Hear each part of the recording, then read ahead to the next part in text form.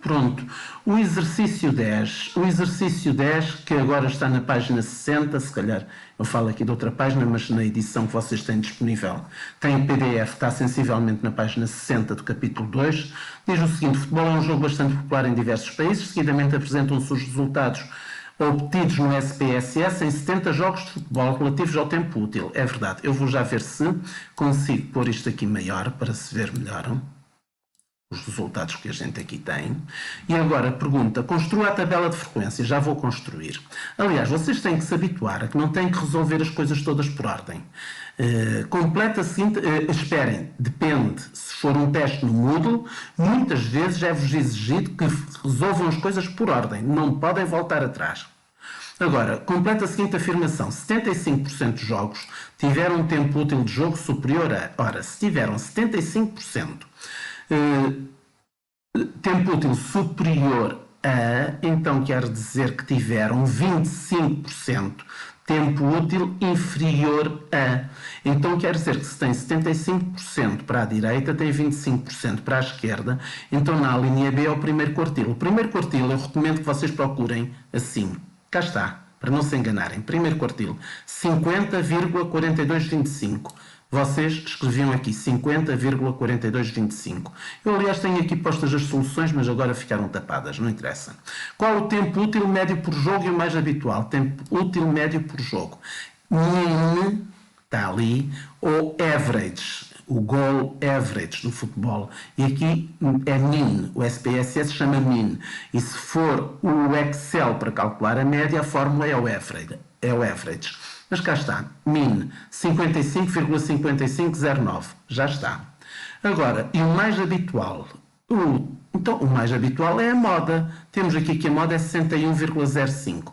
Tem ali um Azinho, que é para nos dizer que, está aqui em baixo, existem modas múltiplas, o valor mais pequeno é o que está a mostrar. Pronto. Ou seja, quer dizer que existem outras modas. Agora vamos ver. Qual o tempo médio útil de jogo? Já está. A linha D. Considera que a média é representativa dos dados. Justifique. Nós dizemos que a média é representativa dos dados quando o coeficiente de variação ou dispersão são menores que 50%, ou seja, que um meio. Então, para calcularmos o coeficiente de variação ou dispersão, a gente divide o standard deviation, que aqui está, que é 6,02. Muito simples, 6,02. Está ali, não vale a pena mais coisas. E agora temos ali a média, que é 55,55. Já está. E agora é só dividir um pelo outro. Se der menos de 50%, ou se der menos de metade, porque 50% é metade, quer dizer que a média é representativa dos dados. Deu 0,10, que é a mesma coisa que... Posso pôr em percentagem, copio, cá está, já está, e este aqui pode ficar em percentagem, que vai dar uns 11%. 11%, cá está.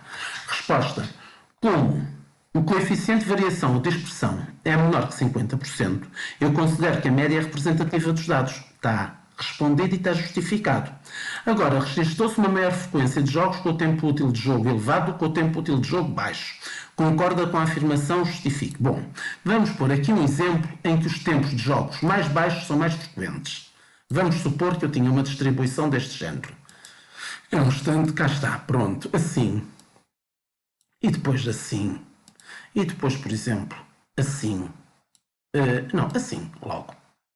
Pronto. Uma coisa deste género. Em que aqui o tempo de jogo podia ser, por exemplo, 40, aqui 50... aqui 60 e aqui 70. Eu não estou a... Vamos supor que isto são os pontos médios das classes. É verdade. Se isto fosse o ponto médio da classe, de 40 para 50 vai 10. Então cada classe tem 10. Então o ponto médio tem 5 para a esquerda, 5 para a direita. Então quer dizer que se este fosse o ponto médio, as classes estavam a começar dos 35 aos 45, dos 45 aos 55 e assim sucessivamente. Mas o que me interessa é assim. Neste histograma que eu aqui inventei num instante, o que é mais frequente? São os tempos de jogos mais baixos. Ou seja, neste caso, o que a gente tem de estudar é a simetria da distribuição. Então, dos dados. Então, o que é que eu ia fazer? Eu olho para o histograma e vejo logo que não tem aspecto de ser assimétrica como este histograma que eu agora aqui fiz. Então, quer dizer que... esperem, isso era pelo gráfico, mas nós podemos fazer contas. Para fazermos contas, eu sei que vou dividir o skewness, que está ali, que é 0.079, 79 milésimas, exato. É um instante, eu vou pôr aqui os números maiores, que é para se perceber melhor. Ora, para ficarem maiores, eu vou pô-los, por exemplo, assim. Ora, 0,079, vou alargar um bocadinho, já está. Pronto, o que está ali é 0,079. Tenho que dividir pelo standard error respectivo, que é 0.287. Pronto. Agora, mais dividir um pelo outro. Este a dividir por este. Pronto. E eu aqui estou a estudar o quê? Estou a estudar a assimetria. Isto foi para a assimetria. Assimetria. Pronto, aí está. E então, para a assimetria, eu com este 0,275 está próximo do zero.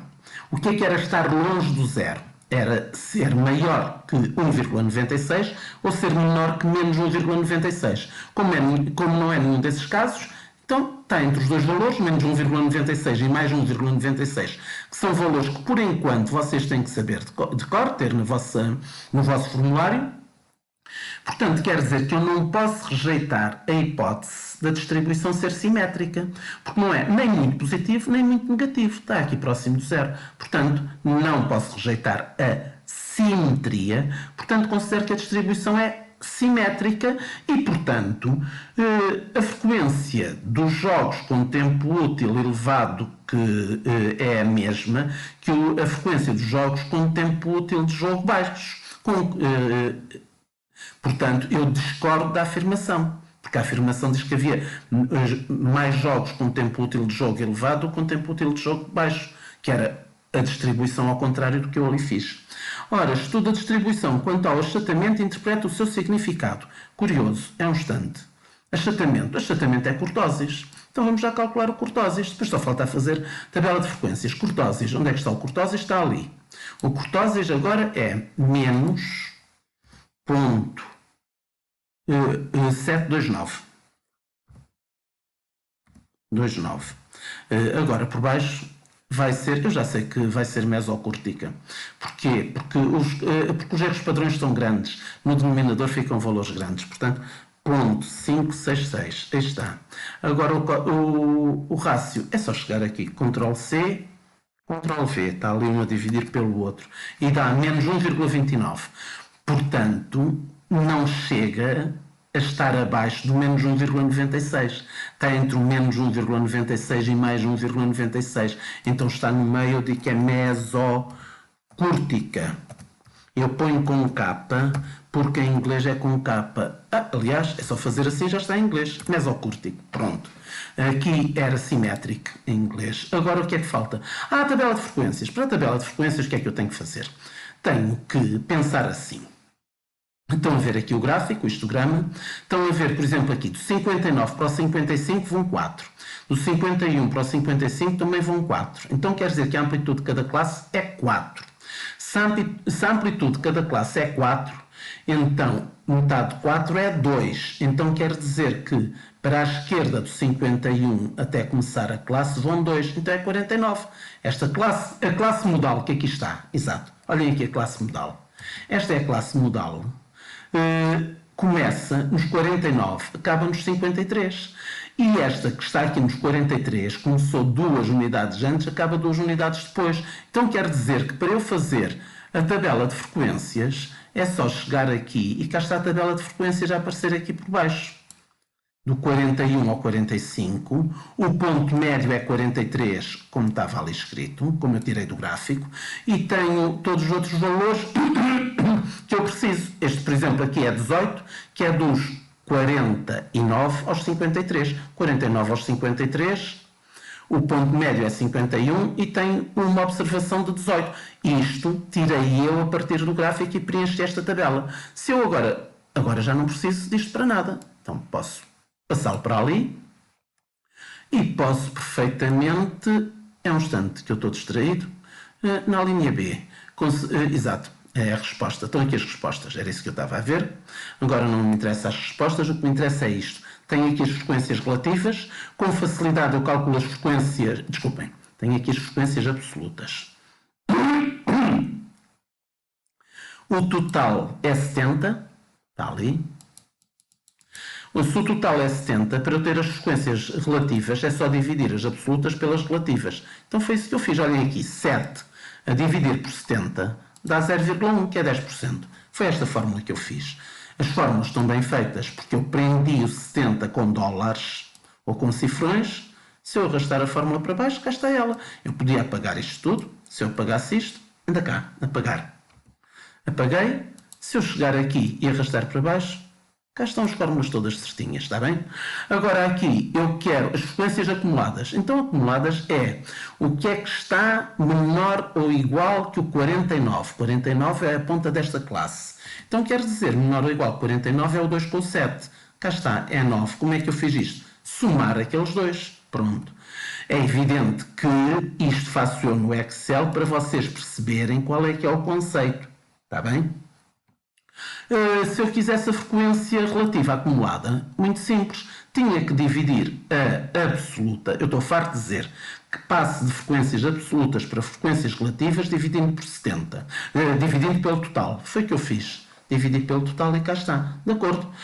Reparem, se eu agora, por exemplo, com esta informação quisesse calcular a média, podia calcular a média com muita facilidade. E a maneira mais simples de calcular a média era por... Esperem, ainda posso acrescentar aqui outra pergunta. É só um instante. Deixem-me ver. Vamos ver só aqui uma coisa num instante. Rapidamente. Isto não é preciso, porque já não quero mais perguntas.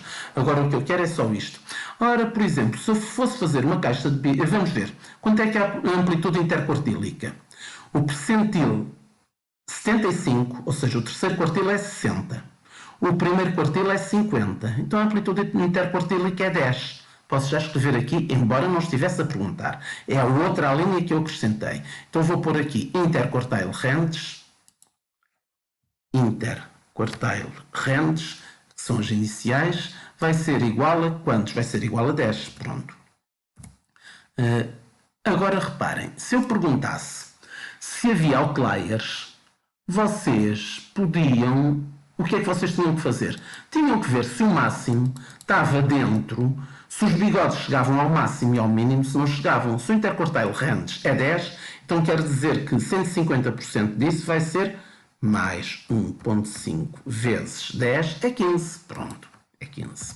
Agora vamos ver, se eu somar 15 ao terceiro quartil, o terceiro quartil é 60, então o bigode podia se estender até aos 75, até aos 75. Como o máximo está lá dentro, são 68,25, não há outliers e o bigode acabava exatamente nos 68,25. Isto o bigode para a direita, para os valores elevados. O bigode para a esquerda, ou seja, para os valores menores, começava nos 50, que é o primeiro quartil, tirava... é verdade, até onde é que ele podia ir? 50 menos 10... desculpem, 50 menos 15. Eu não sei se disse 60 mais 10 ou se disse 60 mais 15. E devia ter dito 60 mais 15 dá 75. Portanto, o bigode podia ir até aos 65. Como vai só até aos 68,25, está certíssimo. Aqui os 42,13 é o mínimo. Vamos ver uma coisa. Qual é a distância dos 42 para os 50? É 8. 8 é muito menor que 15. Então, o mínimo também está. O bigode também chegava até aos 42,13. Neste caso não tem outliers. Agora, num instante, embora me pareça que não fosse pedido, eu posso calcular num instante a média. Eu vou-vos mostrar como a média é fácil com os dados agrupados. Se eu tenho os dados agrupados, é só fazer assim, mais a percentagem de vezes que aconteceu o 43, e o 43 aconteceu 2,68% das vezes, se eu agora arrastar isto tudo para baixo, estou a multiplicar o ponto médio da classe pela frequência relativa. Quando eu somar isto, vamos ver se está tudo certo, eu somo, isto vai-me dar 55,74. E vocês dizem, professor, é diferente do que está na tabela. Claro que é diferente, por uma razão muito simples. Porque o SPSS trabalhou com os dados todos, enquanto que eu aqui agrupei-os em classes. Portanto, fica diferente, porque perdi a informação.